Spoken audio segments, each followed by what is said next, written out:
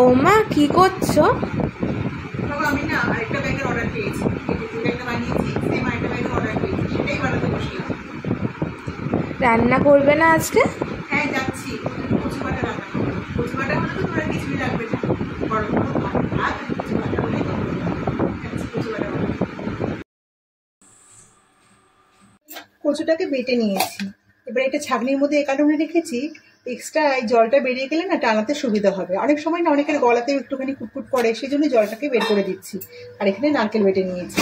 যারা কচু বাটা খেতে খুব ভালোবাসেন, অথচ খাটনির জন্য খেতে চান না, যে সময় লাগবে, খাটনি অনেক বেশি, এটা খুব সহজ উপায়ে আমি তৈরি করে দেখাচ্ছি। তেল গরম হয়ে গেছে, সর্ষের তেলে রান্নাটা হবে। কালো জিরে আর শুকনো লঙ্কা এর মধ্যে ফোড়নে দিয়ে দিচ্ছি। ফোড়নটা একটু ভাজা হয়ে গেছে, এবার এর মধ্যে প্রথমে দিয়ে দিচ্ছি আমি নারকেল বাটাটা।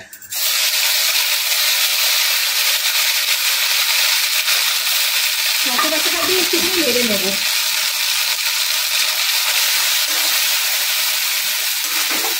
একটু নেড়ে নেব।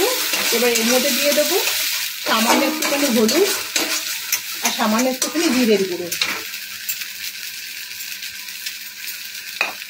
এইভাবে একবার বানিয়ে খেয়ে দেখবেন, কারণ আমার মেয়ে খেতে খুব ভালোবাসে। অনেকে কাঁচাও খান, কাঁচাটা খেতে ঠিক খুব একটা ভরসা পাই না, কারণ একবার আমার ভীষণ গলা চুলকেছিল, গলা ঠোঁট একদম চুলকে ফুলে গেছিল। হলুদ গুঁড়ো দিলাম আর সামান্য একটুখানি জিরে গুঁড়োর মধ্যে দিয়ে দিলাম। আবার এটা একটু নাড়বো।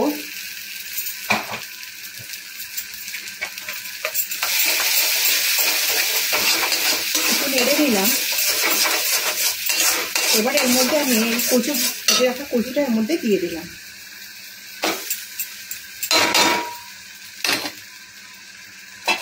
এক্সট্রা জলটা সেজন্য বের করে নেওয়া, যাতে না গলা টলা চুলকে। এবার এর মধ্যে দিয়ে দেবো পরিমাণ মতো লবণ, স্বাদ মতো লবণ দিয়ে দিলাম।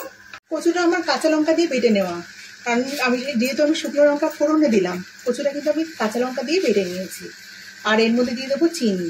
আমার মেয়ে একটুখানি মিষ্টি মিষ্টি খেতে এটা খুব পছন্দ করে, কারণ আমার মেয়ের এটা ভীষণ পছন্দের খাবার, তাই আমি এটা একটু মিষ্টি মিষ্টি করবো। আর যারা মিষ্টি খেতে পছন্দ করেন না, তারা সামান্য একটু মিষ্টি দেবেন ব্যালেন্সের জন্য, কারণ আমি তো সব রান্নাতেই মিষ্টি দিই, আপনারা জানেন, যারা আপনারা যারা আমার ভিডিও দেখেন।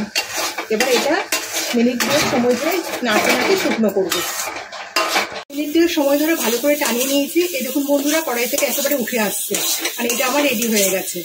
কচু বাটা আমার একেবারে, কচু বাটা রেসিপি একেবারে রেডি। এটা কিন্তু গরম ভাতের সাথে আর কিচ্ছু লাগবে না, দুর্দান্ত খেতে লাগে। আমার মেয়ের তো ভীষণ পছন্দের খাবার, প্রথমেই আপনাদেরকে বললাম।